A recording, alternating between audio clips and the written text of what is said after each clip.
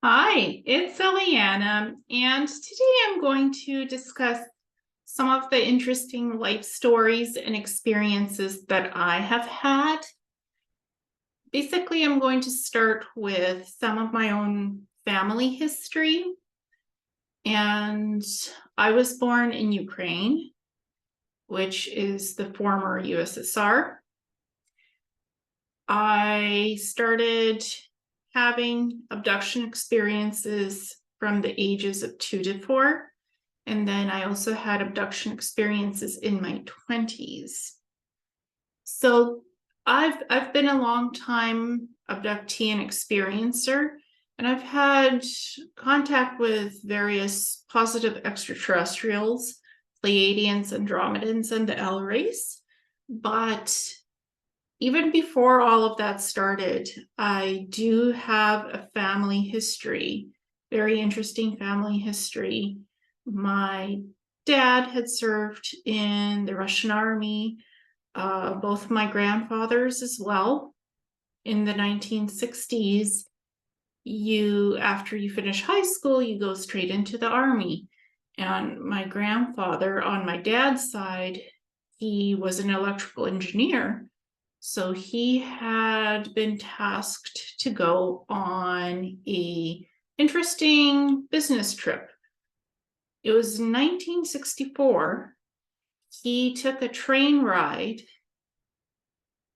to a dry dock facility, and there he was blindfolded and he was taken aboard an atomic submarine because he had to finish building a backup generator. So he was basically on that submarine, somewhat on a secret mission to finish building the backup generator. And also, he was there to make sure that the original generator was fixed. So he had two purposes: to bring the backup generator online and to fix the main generator, because they were going out to sea to test this atomic submarine. This was in the 1960s. This is a story I heard from my dad because I had found photographs of my dad and my grandfather, dad's dad. And they were by land, photos of them by land and sea, in their army uniforms. My dad was in the army as well. I've seen the photos. They're old, black and white, old-fashioned photos. Dad carrying a rifle, out patrolling with his team. My dad also sang and played the drums in the army band. So we do have a history of serving, my dad and his father and my other grandfather as well. On my mom's side, they all served, because in those days, you went into the army straight out of high school. In the USSR, you just went into the army. I've also lived in Israel. I went there when I was 6. And so I got to see some interesting things in Israel, because when I lived there, I lived in Jerusalem. So right on top of Jerusalem, on the mountain. And one day I was walking with my dad, and this is an interesting story because it was just around 2 p.m., I believe. It was in the day, it was summer. And we were out in the woods because we lived on top of Jerusalem. So there was mountain terrain and some woods. And there was old churches and mosques there in Jerusalem on top. And we stumbled on an archaeological dig, and I picked up this huge urn that had images of animals and other things on it. And I picked it up, and then a security guard came out of nowhere. She came out of nowhere and told me to gently put down the urn and that I was in a restricted area because they were doing excavations of these old churches and mosques. So for me, that was one of the most interesting experiences I've had, stumbling on an archaeological dig on a weekend in the middle of nowhere, because I lived like 10 minutes away from it, 10 minutes walk. And then when I had, as a kid, you know, I lived in Israel for 2.5 years. We went on a tour and I got to see the Temple Mount, King Solomon's Temple Mount. I got to stand over it and I could feel the electrical energy. Even as a kid, I had the ability to sense powerful things under the earth. And I could feel the electromagnetic field around the original Ark of the Covenant. That metal, that golden box, that it is metal because it's gold, but it's protected by electromagnetic field. And there's also staffs of power there. Just like in the Egyptian Hall of Records, the Atlantean Egyptian Hall of Records, King Solomon's original temple that had been built, then destroyed, and another temple built, then destroyed. The Ark of the Covenant, the communication devices, the staffs of power that emit electromagnetic frequencies, those were all hidden underground, under the Temple Mount. And I could feel that energy, the electromagnetic protective energy field around the Temple Mount, protecting these ancient artifacts. Because there's communication devices, there's other things, cloaking devices, holographic technology that's connected to the Arks of the Covenant.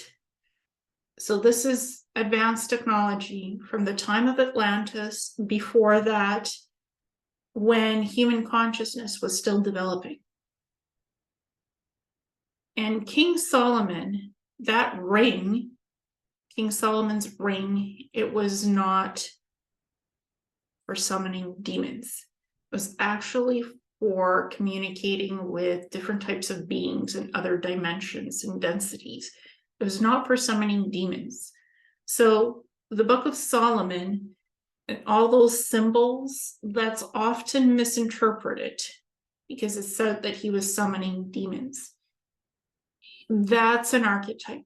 He was not summoning demons. He was communicating with different beings, because that ring, the gold ring he had, that was something very special.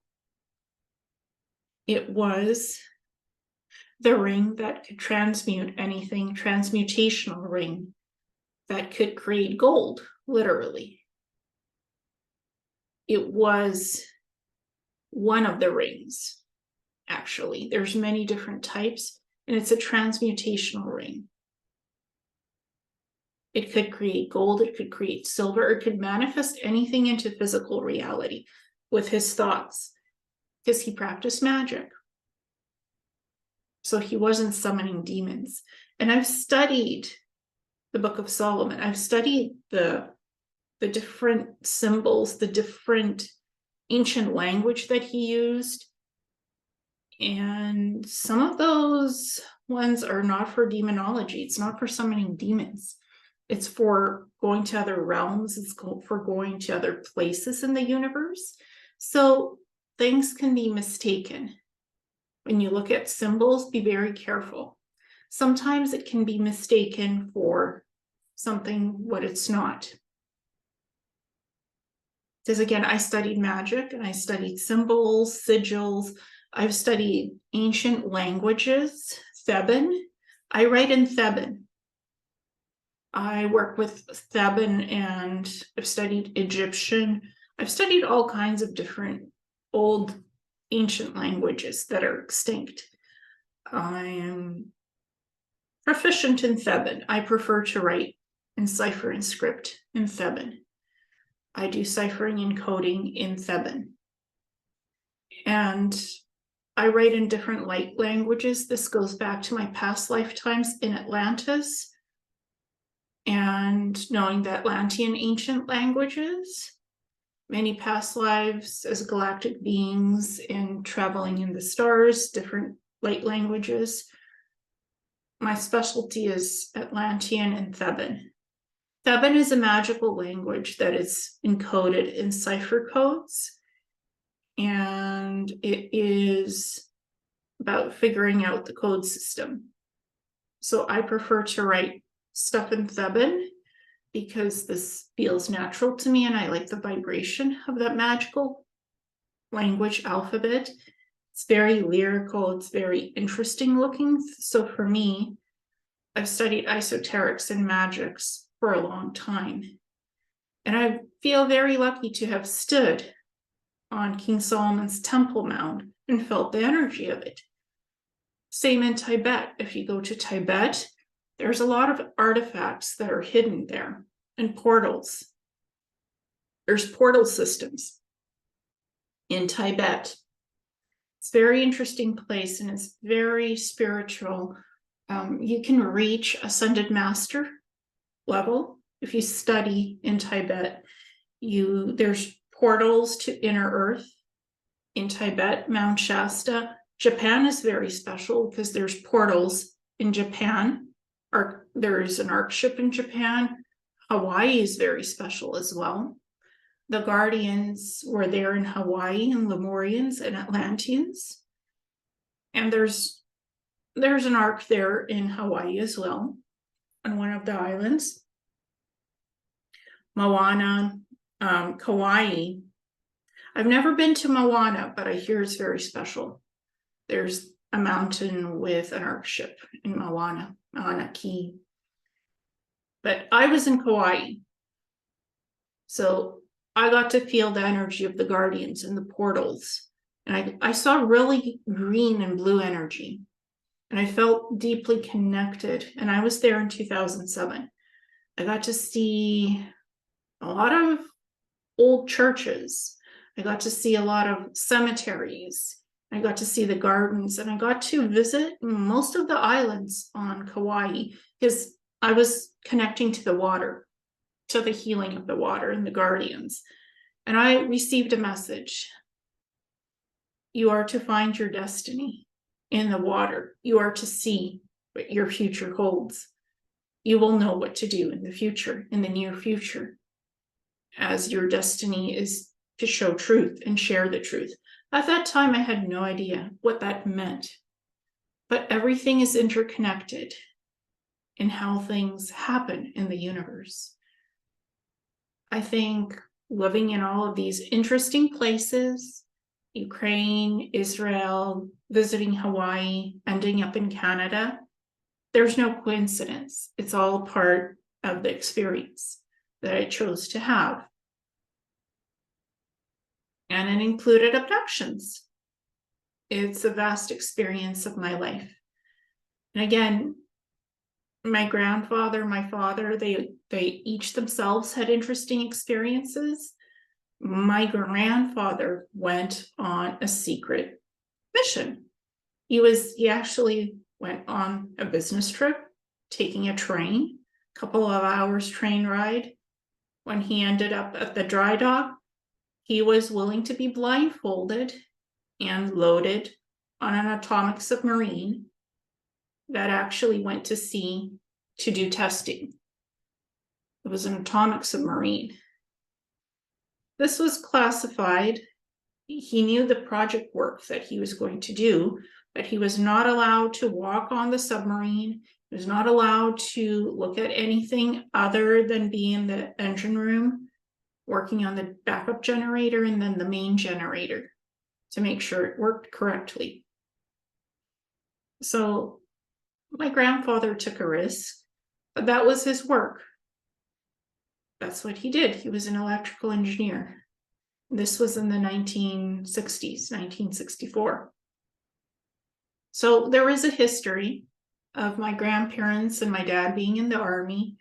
My dad singing in the band and drumming in his uniform, his Army uniform. My grandfather in his uniform. I have the black and white pictures. I've never served in the Army, not in the Russian Army, not in the Ukraine Army, not in the Israeli Army. I left when I was almost 9. We left for Canada because when I would have been 18 in Israel, when you finish high school, you go to serve. You actually go and serve in the Israeli Army. Men and women is gender neutral, gender equality. You go into the Army and military, and your education is paid for. So it's almost like a privilege. They think of it as a privilege. Here in Canada, you can serve if you want, or you don't have to. It's free will choice. In other countries, it can be very different depending where you are in the world. But all the male relatives that I have served in the Russian army back then in the old country, when it wasn't Ukraine even back then. So this is my family history, where I've been, what I've done, my Earth history. But I also have the abduction experiences. And I'm just going to briefly talk about this when my memories were surfacing. This started with memory recalls, and I have my notes. But I wanted to talk about my family history, because I do have a family history. I think it's really interesting. And I think I need to archive those photos of my dad and my grandfather, because there is proof that they were serving in the military, the army. And I don't make claims that I've had these abduction experiences and ended up in the secret programs because of my dad and his father having a history, military history. I don't make such claims because I never ended up in the army, but I have had abductions. And I think it has to do where I was born in the country and where I lived, because I've lived in the former USSR, Russia, which then became independent Ukraine. Then I moved to Israel, lived there for 2.5 years. Then I ended up in Canada and visited some places in the States. I don't think that's a coincidence. Where I end up, where I live, it's for the places that I'm meant to be. I always think it's for the highest good, for whatever missions I have, where I need to be. Literally, wherever I need to be is where I end up living for my highest mission work that I do. Both physical and spiritual missions that I take on as part of being a star traveler and part of my other things that I do. So I'm going to share the memory recalls that I had. This is just the basic first recalls I ever had of the abductions. So I have had 2 sets of abduction experiences in my life. The first ones happened when I was from the ages of 2 to 10 being abducted by the Black Drazo and Sharab Invictus reptilians, taken through black portal systems from my Ukrainian apartment and also the Israel apartment and then the Canadian apartment into an underground facility near Rostov, where the reptilians did experiments on my blood and immune system. So the Black Drazo reptilians were 16 feet tall, and they literally had black grayish skin with these ridges on their head and forehead. And the Sharab Invictus reptilians were about 12 to 14 feet tall, being green and yellow skinned. And I remember the Black Drazo reptilian leading me through the black portal that opened up in front of my little bed, and just watching this black portal opening up in front of me, and this black being, this reptilian coming through, taking me out of my bed, leading me through the portal, taking me underground into a whole other city elsewhere in an underground based facility. And there were humans there, human personnel, but they were not paying attention to what the reptilians were doing. I remember being put into a chair, what looked like a chair to me, but not a normal chair. It had silver components to it. And then something injected into my arm and my neck, and just feeling my blood heating up and boiling. And then just getting some kind of a mysterious virus and being paralyzed for almost 4 weeks in the hospital, not being able to speak, not being able to move, almost like in a coma. And they tested me for every type of virus that they could. They didn't find anything. It was a weird virus that could not be identified.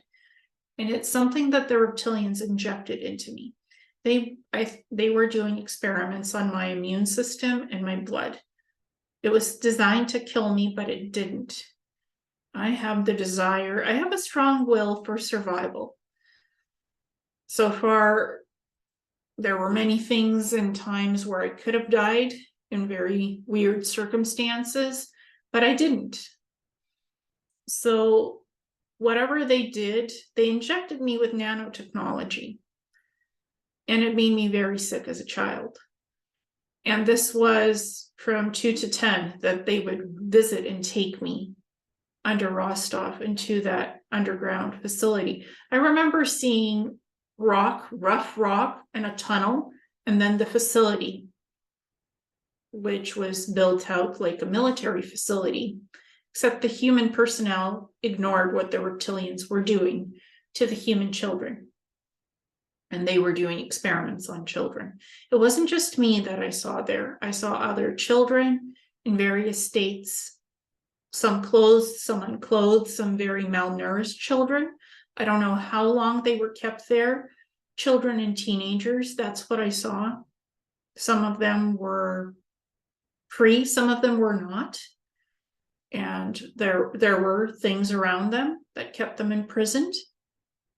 So that's the memories I have of the abductions by reptilians. And there was also this weird tall man there with gray skin that kept watching all of these experiments. He looked humanoid, but he wasn't. And he had glowing eyes and a beard and long hair and gray skin. He was like just watching. He was just watching the experiments. So I think it's 3 species of different beings that were involved in that. And he called himself the Zarab. His name was Zarab, but the species is Zarab. I cannot pronounce it correctly. Zarab. The name was Zarab, and I think that's the full name of the species. So he was weird. He was creepy looking, and he was just observing these experiments. So that's the first memory recall I have. Very weird, very traumatizing, you can say. And it took me years to figure this out because it's the very first memories that I have. And I just remember being scared of black crows and black places with darkness. It's kind of like just the impression that I had that crows were coming into my bedroom, taking me. Obviously, it wasn't crows. That's just the impression of a small child. That's not what it was. It was the black drowser reptilian coming in to get me. And it was the Sharab Invictus greenish yellow reptilians doing the injections. So I think the black drowser reptilian was like a soldier doing the pickup, and the Sharab Invictus reptilians were the experimenters doing these weird experiments with my blood and immune system. And I was weak as a kid. I was really weak as a child. I wasn't healthy. I'm much healthier now as an adult because I figured out how to adapt my health and how to remove the nanotechnology that was injected into me. from that time by the reptilians.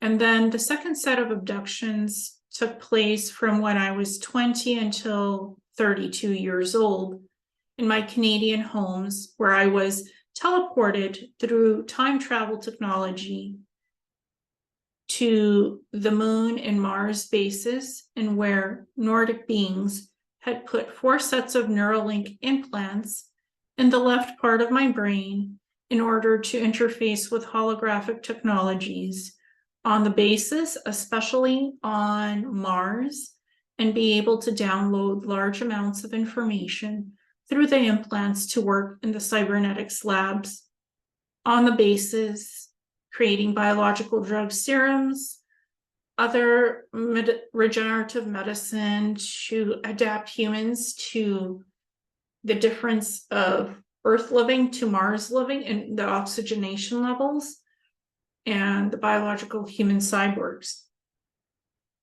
So when you go to the moon first, it's usually training to get you adapted to what it's like living in space. And you study the histories, the cultures of different extraterrestrials that exist in the galaxies, in this universe and other universes. So it's a training period to get you to learn about the realities of life in space, to get you adapted. That's what happens on the moon, on those bases, human-run bases on the moon. It's your training. So you learn what it's like to live in space. You study the different extraterrestrials, their culture, their histories, their languages. So you will know what you might encounter in space while you serve in space. Then I got transferred to Mars with human personnel and Nordics, tall blonde Nordics, male and female, working in groups. And the Neuralink implants are 300 years more advanced than what we humans have right now. 300 years more advanced technology. That is what I remembered in my recalls. And these Neuralink implants are nanotechnology that is smaller than microscopic. So it couldn't be picked up by MRI scans or any other type of scans. What was picked up is that I had lesion scarring after the implants were removed. Nanotechnology and etheric technology, when you mix those together, is complicated in the removal process. It can leave scarring. Those Neuralink implants malfunctioned, and I didn't want them anymore. I didn't want to be tracked. I didn't want to be followed, and I didn't want to be spied on. So I was willing to have them removed through psychic surgery, and I did successfully. I don't have them anymore. But those were the 2 memory recalls that I first had of these types of abduction experiences. And you can be portaled out of your home through quantum leap time travel technology by the secret programs, or you can be portaled out by reptilians and other beings doing experiments on humans. They've done experiments on humans for a very long time on this planet. So this is nothing new. Hopefully these experiments are now stopping, and it's wrong to take humans off planet for anything without permission. It's wrong and shouldn't be done by any extraterrestrials or secret programs. This is not for our highest good, but this stuff has happened to human abductees because of their connections through past lives as galactic humans, because of their knowledge of something important, psychic abilities. You don't have to be a super soldier in the military to be abducted and put into secret programs. There's much more to it. It depends on your ability, who you are, what your DNA is, what you're born into, families, and galactic lineages of the type of DNA you have and the abilities. That's what it's partially based on, why these abductions happen and why you go to serve in a secret program of some sort. There are several types. I've talked about these before, the history, the background. I just wanted to share some of my earlier history in family connections, and what I first remembered in these memory recalls. Those were the first things I recalled, the details. And then I had hypnosis done. I had memory regression sessions done, self-hypnosis with other professionals. And it's been a journey of 10 years figuring all of this out, and I'm still researching. I'm constantly researching and trying to figure out the circle of life, because it continues. I have other interesting experiences, ET contacts, and I've learned a lot about healing, soul trauma healing, physical body healing, and exploring who I am as a star traveler, a being that has experienced many galactic lifetimes and is still experiencing beautiful things on my life journey here on Earth and in outer space. Because I consider myself multidimensional at this point, because I can go to other realms, other densities, raising my vibration and meeting different beings, positive beings who teach me soul journey, soul evolution, and wisdom. Thank you so much, and namaste.